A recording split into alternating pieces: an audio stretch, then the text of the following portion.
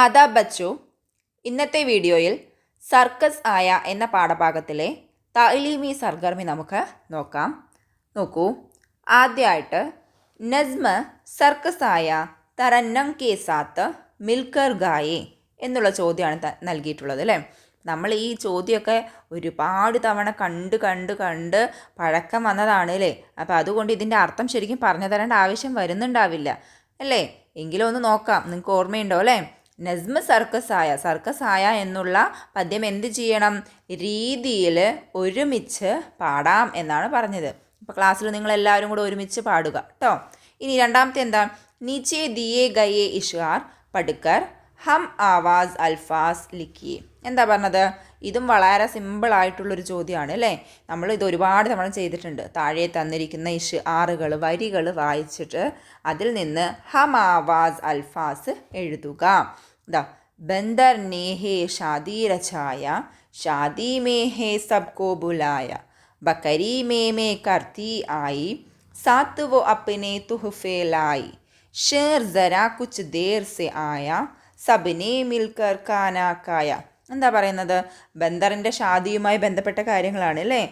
കുരങ്ങൻ്റെ കല്യാണത്തിന് കുരങ്ങൻ എന്ത് ചെയ്തു, എല്ലാവരെയും വിളിച്ചു. അതിൽ ബക്കരി മേമേ എന്ന് പറഞ്ഞു വന്നു. വരുമ്പോൾ അവൻ എന്ത് ചെയ്തിട്ടുണ്ടായിരുന്നു, ബക്കരി തൻ്റെ കൂടെ സമ്മാനവും കൊണ്ടുവന്നിട്ടുണ്ടായിരുന്നു. പിന്നെയോ അതിൽ ഷേർ ഇത്തിരി വൈകിയാണ് വന്നത്. കുറച്ച് വൈകിയാണ് വന്നത്. എന്നിട്ട് എല്ലാവരും കൂടെ ഒരുമിച്ച് എന്ത് ചെയ്തു, ഷേർ കുറച്ച് നേരം കഴിഞ്ഞിട്ടാണ് വന്നത്. വൈകിന്നല്ല, കുറച്ച് നേരം കഴിഞ്ഞാണ് വന്നത്. കുറച്ച് നേരം കഴിഞ്ഞ് വന്നു കേട്ടോ.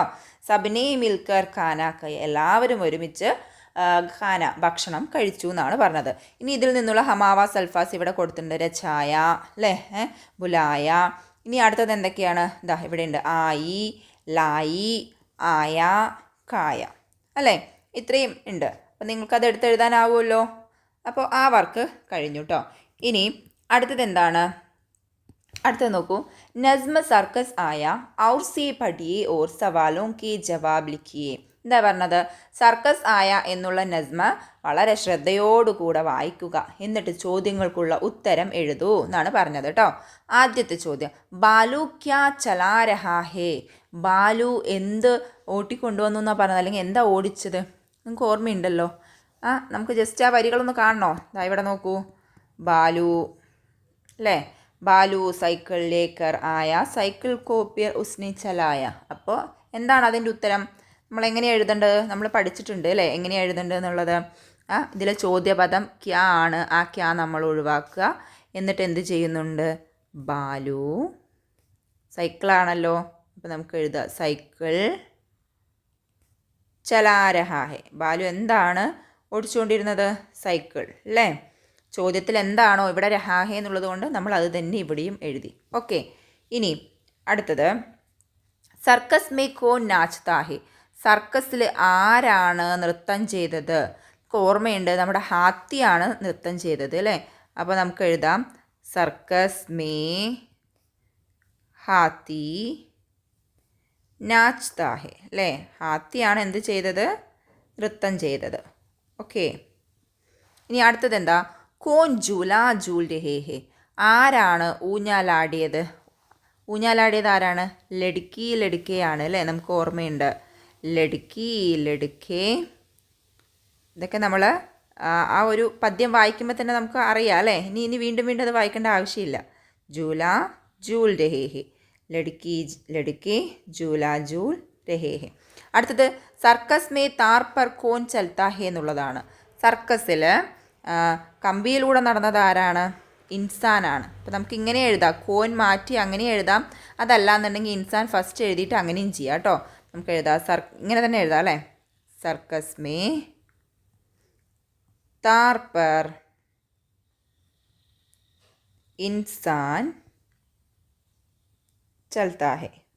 സർക്കസിൽ താറിൽ ഇൻസാൻ നടക്കുന്നു അല്ലേ, ഇൻസാൻ നടക്കുന്നു. ഓക്കെ. ഇനി അടുത്ത പ്രവർത്തനം നോക്കാം കേട്ടോ.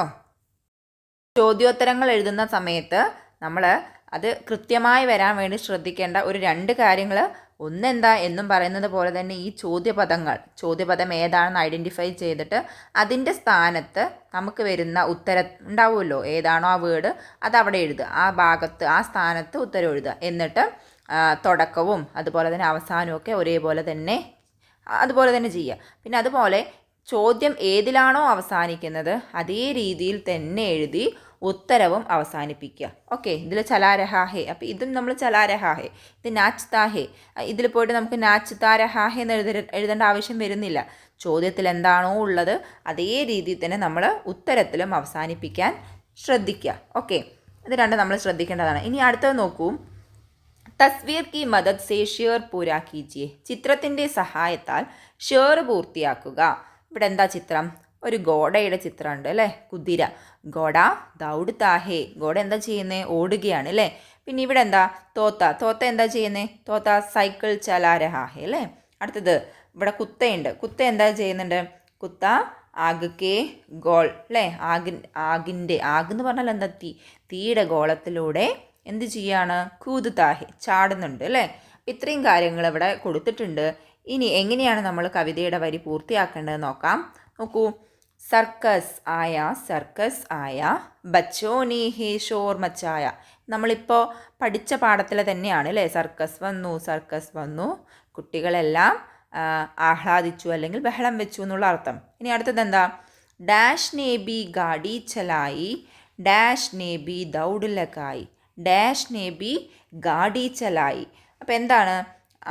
ഡാഷ് ആരാണോ എന്നറിയില്ല, അവരെന്ത് ചെയ്തു? ഗാഡി ചലായി, വാഹനം ഓടിച്ചു എന്നാണ് പറഞ്ഞത്. അപ്പോൾ മുകളിലത്തെ ചിത്രത്തിൽ ആരാണ് വാഹനം ഓടിക്കുന്ന ആൾ? യെസ്, അറിയാം, നമ്മുടെ തോത്തയാണ് അല്ലേ. അപ്പോൾ നമുക്ക് എന്ത് എഴുതാം? തോത്ത ने भी गाड़ी चलाई, ഡാഷ് ने भी दौड़ लगाई. ഇവിടെ ഓടിയതാരാ? ഓടിയത് ഗോഡയാണ് അല്ലേ, കുതിരയാണ്. അപ്പോൾ ഗോഡ ने भी दौड़ लगाई. ആഗ് കെ ഗോളെ ജൽത്തേ ദേക്കി, ആഗ് കെ ഗോളെ അല്ലേ, തീയുടെ ഗോളം അല്ലേ, തീയുടെ ഗോളം ഇങ്ങനെ കത്തി നിൽക്കുന്ന തീയുടെ ഗോളം കണ്ടു. അതോ കൂതത്തെ ജിൻസേ അല്ലേ, അതിലൂടെ ചാടുന്ന ആരെയാണ് കണ്ടത് നമ്മൾ? കുത്തേ അല്ലേ, കുത്ത അല്ലെങ്കിൽ കുത്താതേക്ക്, കൂതത്തെ ജിൻസേ കുത്താതേക്ക്. അപ്പോൾ ഇങ്ങനെയാണ് നമ്മൾ ഇതിൻ്റെ വരികൾ പൂർത്തിയാക്കിയത്. വളരെ സിമ്പിളായിരുന്നു അല്ലേ. ഇനി നമുക്ക് നമ്മുടെ അടുത്ത പ്രവർത്തനം നോക്കാം. ഇതും വളരെ സിമ്പിളായിട്ടുള്ള പ്രവർത്തനമാണ് കേട്ടോ. ബച്ചോ തസ്വീർ ദേഖ് കർ ജാൻവറോ കെ നാം ലിഖിയേ. ചിത്രം നോക്കിയിട്ട് ജാൻവറുകളുടെ പേരെഴുതാനാണ് പറഞ്ഞത്. അപ്പോൾ ഇതാരാ? നമുക്കറിയാം, ഇത് ഷേറാണ്. ഇതാരാണ്? ഷേറാണ്, സിംഹമാണ് അല്ലേ. ഇത് ഹർഗോഷാണ് അല്ലേ, ഹർഗോഷ്. ഓക്കെ, ഇതോ ഹാത്തിയാണ്. വളരെ സിമ്പിളാണ് അല്ലേ. ഓക്കെ, ഇനി നമുക്ക് അടുത്ത പ്രവർത്തനം നോക്കിയാലോ. അടുത്ത പ്രവർത്തനം നോക്കൂ. നീച്ചെ കി തസ്വീർ കോ രംഗ് ഭരിയേ ഓർ ജുംലെ പഠിയേ. എന്താ പറഞ്ഞത്? താഴെ തന്നിരിക്കുന്ന ഈ ചിത്രത്തിന് നിറം കൊടുക്കണം, പിന്നെയോ ഇവിടെ തന്നിട്ടുള്ള ജുംല വായിക്കുകയും ചെയ്യണം. ഓക്കെ, അത് ചെയ്യാമല്ലേ. വളരെ സിമ്പിളായിട്ട്. ഇത് ആരാണ് ആദ്യം ചോദിക്കട്ടെ? ഈ കോൻ ഹേ. ഈ കോൻ ഹേ ഏക്ക് ജിറാഫ ഹേ അല്ലേ. ഇതൊരു ജിറാഫാണ്. ഓക്കെ, ഇതൊരു ജിറാഫയാണ്. ജിറാഫിന് നമ്മൾ എന്ത് നിറം കൊടുക്കുക? മഞ്ഞ കൊടുക്കുന്നവരുണ്ട് അല്ലേ, മഞ്ഞ കൊടുക്കും. അതുപോലെ ചെറിയതായിട്ടുള്ള ബ്രൗണൊക്കെ കൊടുക്കുന്നവരൊക്കെ ഉണ്ട് അല്ലേ. പച്ചയൊക്കെ കൊടുക്കുമോ? ഇല്ല അല്ലേ. അപ്പോൾ എന്തായാലും നമുക്ക് നോക്കാം ഇതിനെക്കുറിച്ച് എന്താ എഴുതിയിരിക്കുന്നത് എന്നുള്ളത്. ഈ ജിറാഫാ ഹേ, ഇതെന്താണ്? ഇത് ജിറാഫാണ്. ഏക്ക് ജംഗ്ലി ജാൻവർ ഹേ, ഇതാരാണ്? ഇതൊരു ജംഗ്ലി ജാൻവറാണ്, ഇതൊരു വന്യമൃഗമാണ്. വന്യമൃഗം, ജംഗ്ലി, കാട്ടിൽ താമസിക്കുന്ന വന്യമൃഗം. ജിറാഫ പത്തിയെ കാത്താ ഹേ, ജിറാഫ പത്തയാണ് കഴിക്കുന്നത് എന്ന്. എന്താണ് പത്ത? എന്ന് പറഞ്ഞാൽ നമ്മൾ പഠിച്ചിട്ടുണ്ട്, ഇല അല്ലേ. ഇല കഴിക്കുന്നു. ജിറാഫാക്കി ഗിർദൻ ലംബി ഹി, ജിറാഫിൻ്റെ ഗിർദൻ എന്ന് പറഞ്ഞാൽ കഴുത്ത് എന്താണ്? ലംബി, നീളമുള്ളതാണ് ഏത്? കഴുത്ത്. അപ്പോൾ ജിറാഫിനെ കുറിച്ചുള്ള ചിത്രം തന്നിട്ടുണ്ട്, ജിറാഫിൻ്റെ ചിത്രം തന്നു, ജിറാഫിനെ കുറിച്ചുള്ള കുറച്ച് കാര്യങ്ങളും ഇവിടെ തന്നിട്ടുണ്ട്. ഇനി എന്തായിരിക്കും നമ്മൾ ചെയ്യേണ്ടി വരിക? അത് തന്നെയായിരിക്കും അല്ലേ. നമ്മൾ ഇതുപോലെ ഏതെങ്കിലും ഒരു മൃഗത്തിൻ്റെ ചിത്രമൊക്കെ വരച്ച് അതിനെക്കുറിച്ച് എഴുതൽ തന്നെയായിരിക്കും. നോക്കൂ, വായിച്ചു നോക്കാം എന്തായാലും. കിസി പസന്ദീദ ജാൻവർ കി തസ്വീർ ബനാക്കർ രംഗ് ഭരിയേ ഓർ ഇസ്കെ ബാരെ മേ ചന്ദ് ജുംലെ ലിഖി. എന്താ പറഞ്ഞത്? ഏതെങ്കിലും കിസി പസന്ദീദ അല്ലേ, ഏതെങ്കിലും ഇഷ്ടപ്പെട്ട മൃഗത്തിൻ്റെ ചിത്രം വരയ്ക്കുക. എന്നിട്ട് അതിനെക്കുറിച്ച് ജുംല തയ്യാറാക്കുക. അപ്പം ചിത്രം വരയ്ക്കാൻ അറിയുന്നവർക്ക് ഏത് ചിത്രം വേണമെങ്കിലും വരയ്ക്കാം. അതിനെക്കുറിച്ച് ജുംല തയ്യാറാക്കുകയും ചെയ്യാം. അപ്പോൾ എനിക്കെന്തായാലും ചിത്രം വരയ്ക്കാൻ അറിയാത്തതുകൊണ്ട് ഞാൻ അവിടെ കാണുന്ന അല്ലേ, നമ്മളിതിന് മുന്നിൽ കുറച്ച് ജാൻവറുകളുടെ ചിത്രം കണ്ടില്ലേ, ഇതിനെക്കുറിച്ചാണ് എഴുതാൻ പോകുന്നത് കേട്ടോ. ഇതിൽ ആരെക്കുറിച്ച് എഴുതാം? ഹാത്തിയെക്കുറിച്ചോ ഷേറിനെക്കുറിച്ചോ ആരെക്കുറിച്ചെങ്കിലും എഴുതാം. ഞാൻ എന്തായാലും ഷേറിനെ കുറിച്ചാണ് എഴുതുന്നത്. ഷേറിനെക്കുറിച്ച് എഴുതുകയാണ്. അപ്പോൾ ഷേറിനെക്കുറിച്ച് ഞാൻ എങ്ങനെയൊക്കെ എഴുതും? ആദ്യം എങ്ങനെ എഴുതുക? ഇത് ഷേറാണ് പറയണത് അല്ലേ. യേ ഷേർ ഹേ എന്ന് എഴുതി ആദ്യം. ഓക്കെ, യേ ഷേർ ഹേ. പിന്നെ ഷേർ എന്ത് ജീവിയാ? ഷേർ ഏക്ക് ജംഗ്ലി ജാൻവർ ഹേ. ഷേർ എന്താ? ഒരു വന്യമൃഗമാണ്. അതേസമയം നമ്മൾ ഹർഗോഷിനെ കുറിച്ചാണെന്നുണ്ടെങ്കിൽ അതെന്താണ്? അതൊരു പാൽത്തു ജാൻവറാണ് അല്ലേ. ഓക്കെ, അപ്പോൾ അങ്ങനെ കേട്ടോ, നമ്മൾ പാൽത്തു ജാൻവറാണോ ജംഗ്ലി ജാൻവറാണോ എന്ന് തിരിച്ചറിയണം. ഇനി ഷേർ എന്താ കഴിക്കുന്നത്? ഷേർ മാംസം കഴിക്കും അല്ലേ. ഷേർ ഗോഷ്ത് കാത്താ ഹേ.